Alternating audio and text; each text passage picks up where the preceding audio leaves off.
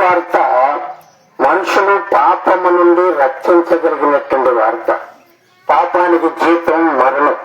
మనం చూస్తా ఉన్నాం. 1 కొరింథీ పత్రిక 1వ అధ్యాయం 18వ వచనం. చెడును గూర్చిన వార్త నశించుచున్న వారికి ఎరుతనము, రక్షించబడిన వారికి దేవుని శక్తి. కాబట్టి ఈ యొక్క సాయంత్రం సమయంలో దేవుని యొక్క సువార్త మీ మధ్యలోనికి వచ్చింది.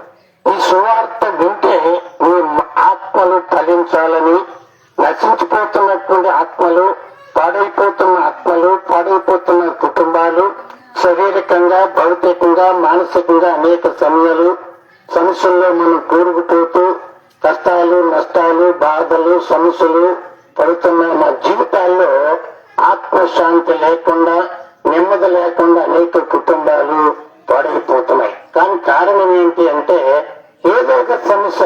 కాబట్టి ఇక్కడ యేసు క్రీస్తు అనేటువంటి మహాదేవుడు, ఆ పరిశుద్ధమైన దేవుడు మన మధ్యలోనికి ఒక యాత్రికుడుగా, ప్రయాణికుడుగా, సైనికుడుగా లోకానికి వచ్చాడు.